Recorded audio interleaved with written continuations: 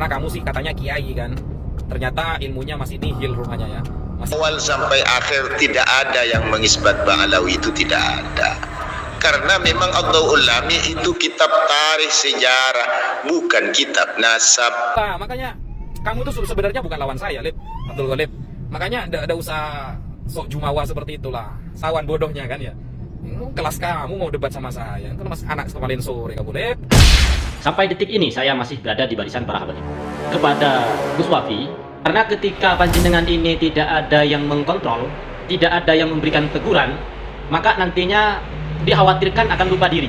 Saya sampaikan kepada Gus Wafi supaya lebih ngerem, mengurangi gasnya di dalam menanggapi setiap pro dan kontra yang terjadi akhir-akhir ini.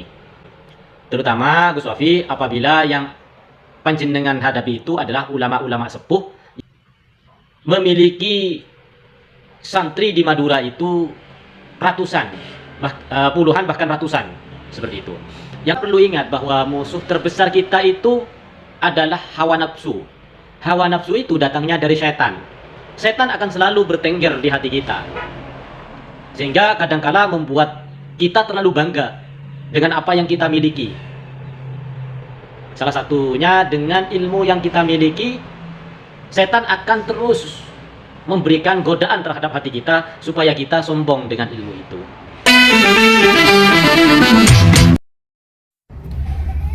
Abdul Ghalib. Kemarin yang merosting saya duluan kamu, yang nyerang saya duluan kamu, yang kritik saya duluan kamu, yang bilang saya bodoh awalnya ya kamu. Wafi ya. Coba koreksi itu kata-kata saya itu. Ya. Kemudian yang mengejek saya awalnya kamu, giliran digas sedikit, saya kira kuda-kuda kamu sudah keren. Karena kamu sih katanya kiai kan. Ternyata ilmunya masih nihil rupanya ya. Masih pemain baru rupanya. Nah, kena gas sedikit bingung kan? Bingung. Imam As-Sakhawi yang ada itu kitabnya Adwaul Lami. Kemarin kamu, jelas-jelas kamu mengatakan bahwa tidak ada di dalam kitab Adwaul Lami' li Ahlil Qarnit Tasi' karya As-Sakhawi yang menyebutkan Ubaidullah. Tidak ada, kata Abdul Ghalib. Saya siap mempertanggungjawabkan perkataan saya, katanya dia. Saya sudah baca awal sampai akhir, kata dia, sok-sokan. Mulai awal sampai akhir tidak ada yang mengisbat Ba'alawi, itu tidak ada. Karena memang Adwaul Lami itu kitab tarikh sejarah, bukan kitab nasab, bukan kitab pengisbat. Faham ini?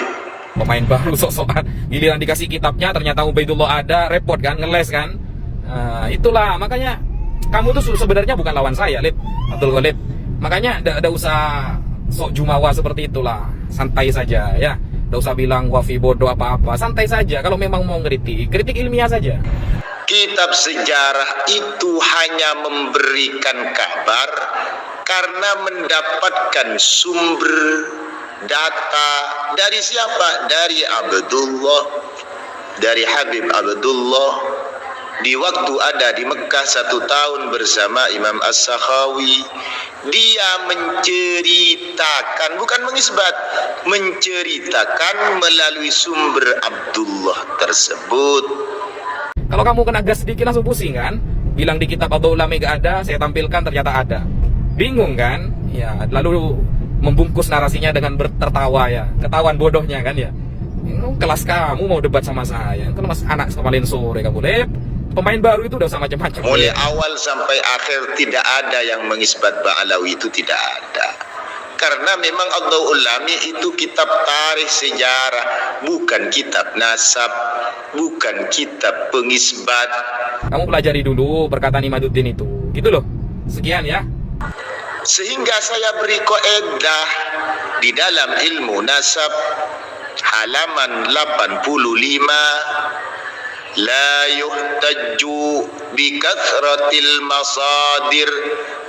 Andaikan ada Adwaul Lami yang banyak, apalagi hanya satu, la yuhtajju bi kasratil masadir idza kanat kulluha tunqalu min aslin wahid. Karena informasinya dari Habib Abdullah. Dari mana Habib Abdullah itu? Ya dari sumbernya dari Syekh Ali As-Sakran. Lalu apa? Ya satu itu sumbernya aslun wahid. Bagaimana cara Syekh Ali As-Sakron membawa Ubaid kepada Abdullah? Wa qad fahimtu. Menjadi Ubaidillah bagaimana? Walladhi yadhharu indi, bukan data. Jadi Syekh Imam As-Sakhawi itu menceritakan melalui sumber data dari Habib Abdullah.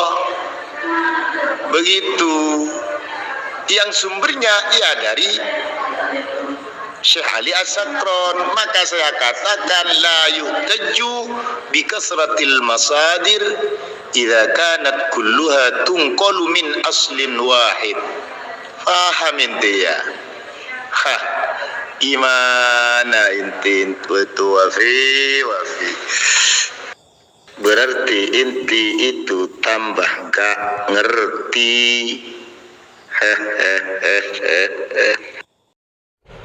Assalamualaikum warahmatullahi wabarakatuh. Alhamdulillah rabbil alamin. Wassalatu wassalamu ala sayyidina Muhammadin wa ala alihi wa ashabihi ajma'in, amma ba'du. Sahabat-sahabat Mas Wahyu dimanapun berada, salam hormat, salam takdim, salam persaudaraan dari saya semuanya. Semoga semuanya dilindungi oleh Allah Subhanahu wa taala, selalu mendapatkan rahmat dari Allah Subhanahu wa taala, dilancarkan segala urusannya dan dipermudah jalan mencari rezeki yang barokah dari Allah Subhanahu wa taala. Sahabat-sahabatku dimanapun berada, ada satu hal yang ingin saya sampaikan di sini, yaitu mengenai sepak terjang Gus Wafi. Nah, sebagaimana kita ketahui bahwa Gus Wafi ini merupakan benteng pertahanan daripada para habaib. Ya. Saya mengikuti Gus Wafi ini mulai dari debat yang diselenggarakan di Banten, terus sampai sekarang, karena saya merupakan salah satu muhibbin dari habaib dan ulama-ulama yang sangat mendukung nasabnya para habaib. Sampai detik ini saya masih berada di barisan para habaib. Akan tetapi kecintaan saya terhadap para habaib dan juga para ulama-ulama yang mendukung para habaib ini tidak akan selalu ditunjukkan dengan pujian-pujian ataupun dengan kata-kata yang selalu meninggikan mereka. Akan tetapi saat ini saya ingin menyampaikan salam takdim, salam hormat kepada Gus Wafi, dan juga ingin memberikan sebuah masukan, ya. Memberikan sebuah masukan karena ini bentuk kasih sayang terhadap panjenengan, ya. Karena ketika panjenengan ini tidak ada yang mengkontrol, tidak ada yang memberikan teguran, maka nantinya dikhawatirkan akan lupa diri. Maka di sini saya sampaikan kepada Gus Wafi supaya lebih ngerem, ya, lebih mengurangi gasnya di dalam menanggapi setiap pro dan kontra yang terjadi akhir-akhir ini. Terutama Gus Wafi apabila yang panjenengan hadapi itu adalah ulama-ulama sepuh yang mungkin, ya, memiliki santri di Madura itu ratusan, puluhan bahkan ratusan. Seperti itu. Yang artinya ketika Gus Wafi menghadapi kiai-kiai di Madura ini tidak dengan hati-hati, tidak dengan hati, maka akan terjadi gejolak yang sangat luar biasa. Karena Gus Wafi sendiri ngerti dan paham soal kecintaan orang Madura ini terhadap kiainya. Jangan sampai Gus Wafi melukai hati para santri di Madura karena mengeluarkan kata-kata yang mungkin tidak terkontrol. Seperti halnya ketika Gus Wafi menanggapi salah satu kiai yang dari Batu Ampar itu, kalau nggak salah namanya Kiai Haji Golib. Nah, dengan begitu akan banyak reaksi nantinya dari para santri-santrinya beliau. Jadi mohon maaf sekali lagi Gus Wafi, saya tidak bisa menasehati panjenengan itu dengan dalil, ya, karena panjenengan lebih alim, lebih paham dan lebih ngerti. Bahkan mungkin dengan guru saya pribadi, dengan guru saya, panjenengan lebih alim, lebih paham tentang masalah hukum, masalah adab, dan lain sebagainya.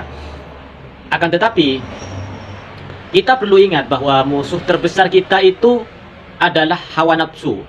Hawa nafsu itu datangnya dari setan. Setan akan selalu bertengger di hati kita, sehingga kadangkala membuat kita terlalu bangga dengan apa yang kita miliki. Salah satunya dengan ilmu yang kita miliki, setan akan terus memberikan godaan terhadap hati kita supaya kita sombong dengan ilmu itu. Jadi jangan sampai Gus Wafi yang sudah saya anggap guru, ya walaupun saya belum pernah bertemu dengan panjenengan, tapi dari video-video panjenengan, nasihat, ilmu-ilmu panjenengan yang panjenengan miliki, saya menganggap panjenengan itu adalah guru bagi kami. Saya menganggap panjenengan itu adalah panutan yang akan menjadikan kami lebih baik. Jadi saya akan memberikan masukan ini sesuai dengan kapasitas saya, karena saya bukan kiai, saya bukan ulama. Saya tidak akan menyampaikan nasihat ini dengan dalil, akan tetapi saya sampaikan nasihat ini kepada panjenengan dengan rasa persaudaraan, dengan rasa ketakdiman, dengan rasa kasih sayang. Karena ini salah satu cara saya menunjukkan kasih sayang saya terhadap panjenengan, untuk lebih berhati-hati di dalam berucap, untuk lebih berhati-hati dan lebih teliti lagi siapa lawan bicara dari panjenengan. Kalau soal kecintaan terhadap para habaib tidak usah dipertanyakan, ya. Insya Allah saya sampai detik ini saya tetap cinta terhadap para habaib, walaupun nantinya ini ada apa itu namanya, walaupun nantinya para habaib ini terbukti bukan dzurriyyah Rasulullah, namun bagi saya tidak akan mengurangi rasa hormat saya kepada para habaib dan juga kepada ulama-ulama yang kontra terhadap para habaib. Jadi jangan sampai orang-orang seperti saya ini su'ul adab terhadap para ulama, para kiai, para gus, para masyayikh, karena ulah daripada ulama-ulama itu sendiri, termasuk panjenengan Gus Wafi. Jadi saya tidak bisa menyampaikan bingung, saya jadinya bingung, karena yang saya ajak bicara ini adalah seorang yang alim, yang lebih mengerti segala sesuatunya daripada saya. Namun ini mungkin ungkapan kejujuran saya yang berangkat dari hati saya kepada Gus Wafi untuk lebih berhati-hati, ya, di dalam menyikapi atau berhadapan atau berbicara dengan kiai-kiai yang ada di Madura, walaupun panjenengan menganggap kiai itu tidak lebih alim dari panjenengan. Karena kalau bicara soal alim, bicara soal kepandaian, setan itu lebih pandai. Akan tetapi, kenapa setan sampai diusir oleh Allah? Itu karena satu, yaitu sifat takaburnya, sifat sombongnya, yang menganggap dirinya lebih baik daripada makhluk ciptaan Allah selain dirinya, sehingga Allah murka. Namun saya tidak akan memakai dalil itu untuk menasihati panjenengan, karena panjenengan lebih dalam, lebih paham, dan lebih alim soal itu. Saya akan menasihati, saya akan memberikan masukan terhadap panjenengan itu dari hati saya, keluar dari mulut saya. Bila mana panjenengan bisa menerima, alhamdulillah. Tidak bisa menerima, maka itu tidak akan menjadi beban bagi saya. Tapi tolong supaya di Madura ini tidak terjadi reaksi yang macam-macam, karena setiap kiai, setiap ulama di Madura ini memiliki santri yang mungkin ada puluhan, bahkan ada ratusan santri. Dan bila mana kiai mereka disenggol, kiai mereka itu tidak dihargai, maka akan terjadi gejolak. Maka dari itu, untuk mengurangi gejolak yang terjadi di dalam masyarakat ini, kalau memang panjenengan ingin mengajak diskusi dengan para kiai, para ulama di Madura yang tidak sependapat dengan panjenengan soal nasab para habaib, monggo diatur secara baik, ya, ketemu secara baik, tabayun secara baik. Jangan sampai adu argumentasi di media sosial seperti itu. Jadi buat sahabat-sahabatku, buat rekan-rekanku yang ada di Madura, tidak semestinya kita memperkeruh suasana, di mana kita lihat bahwa di lapangan itu antara habaib dan ulama Madura, insya Allah tidak ada konflik apa-apa. Ya, yang panas itu hanya di media sosial yang tidak ketemu ekor kepalanya. Jadi orang-orang yang tidak jelas asal usulnya itu yang saling beradu argumentasi seolah-olah ulama pribumi dengan Habaib ini merupakan musuh bebuyutan. Kemudian selain kepada Gus Wafi, saya sampaikan juga kepada para habaib yang masih muda, di mana kalian sering tampil di panggung, dimanapun, saya berharap untuk lebih berhati-hati, untuk lebih menjaga akhlak, adab, karena di negara kita ini beda dengan negara-negara yang lain. Di negara kita Indonesia ini yang diutamakan adalah akhlakul karimah, adabnya, budayanya. Jadi ini sebagai bentuk rasa cinta saya terhadap para habaib, terutama habaib-habaib yang muda ini. Tolonglah untuk lebih belajar lagi. Lebih hati-hati di dalam menyampaikan ceramah, jangan sampai membakar emosi daripada ulama-ulama pribumi ataupun santri-santri yang merupakan santri-santri daripada ulama pribumi atau Trah Wali Songo. Jadi saya agak gugup ketika saya ingin menasehati guru-guru saya, para habaib, terus Gus Wafi, ustadz yang lainnya, terutama Kiai Idrus Ramli, yang mungkin beliau ini salah satu aset bangsa ya, aset bangsa karena keilmuannya sudah tidak diragukan lagi.